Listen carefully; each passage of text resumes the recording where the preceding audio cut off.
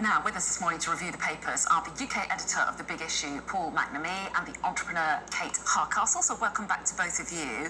And last hour, we dealt with all those front pages devoted to yesterday's growth plan, as I think we're supposed to call it, or mini-budget, whatever you want to call it, and pages of coverage of that. But you've picked out a few other issues this time round. Paul, you spotted something in the Daily Express you wanted to talk about the victim's champion.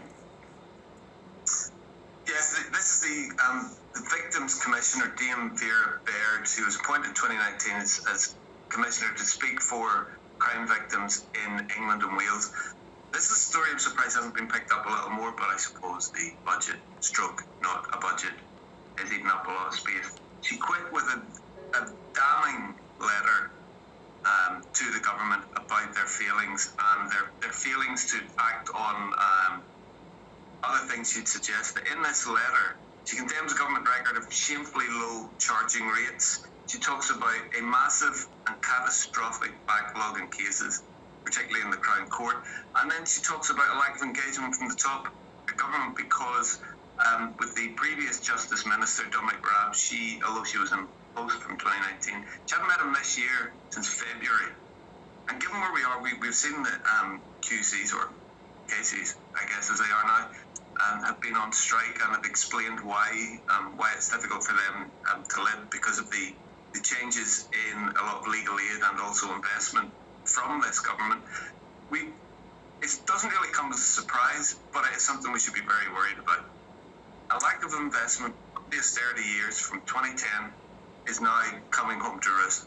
And I think it doesn't, with some of these things that are bubbling under, particularly in jurisprudence and things around the law, people want to make sure that they're looked after, and if somebody commits a crime against them, that those people are going to face justice. But if they think they can't, then they're going to lose a lot of faith in that particular system. And again, it doesn't really matter whether there's some kind of budget or non-budget, with nice things said about how you're going to help the very wealthy. If you're not showing how you're going to deal with how the working man who's been hit by crime is going to be positively impacted or at least looked after, if you're not doing the very basics, that high-level stuff will not filter down, and all people will know is they're not being looked after in crime and the rich are getting richer. Okay, and interestingly, I was looking through the article to see if there was a government statement or response to it, and there hasn't been, so it'd be quite interesting to see how they do respond. Let's move on to a story you spotted online, Kate. This is The Guardian online, isn't it? And it's an interesting reaction to yesterday's mini-budget.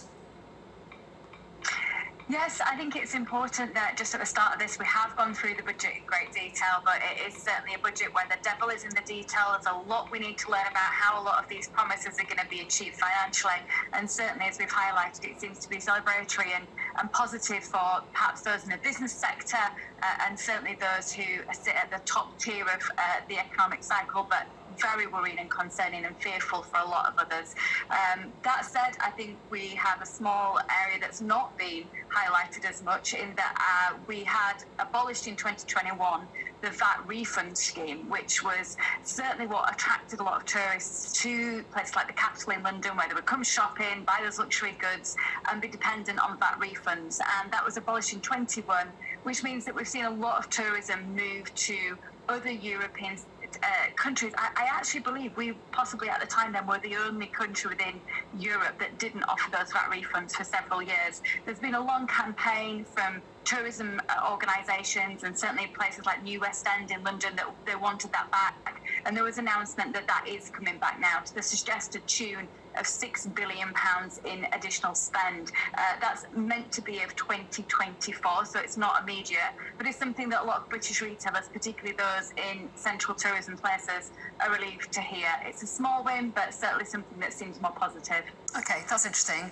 Inside the Telegraph now, for us, Paul, and this is what this new, I say new government, new leadership is doing about strike action.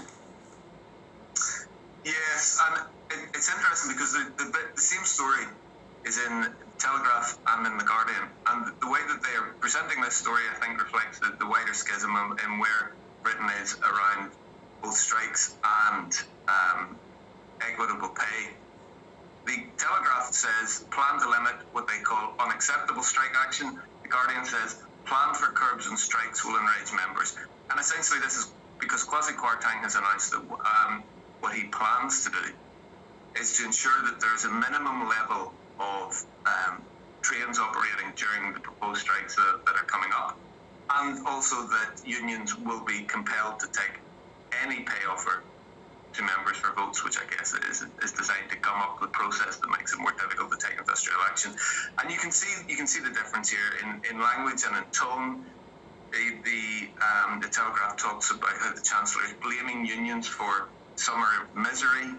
The Guardian is talking about how he talks about militant trade unions. And this really is where we are. Polls are quite split on support for the industrial action, particularly rail strikes. About 50% of people are in support. That grows when you look to Labour members, and it goes down when you look to Conservative members. So this is something that is not easily resolved. But as Mick Lynch, who's pictured in the story, he says that the government need to get around the table and fix this. Okay, lovely. And I was rushing you because we've got about 20 seconds, and I did want to show the picture of Elvis. Kate. Oh, how can we do justice? If there's one piece of good news, it's this weekend that we've got the Elvis Impersonator Festival, which has been going since 2004, a gathering of Elvis impersonators in Wales, and something that brings great joy in the area. Under threat, though, I've got to say, because the main building it was all centred we are around out of time. We'll come back to it next hour. I'm so sorry. Thanks both.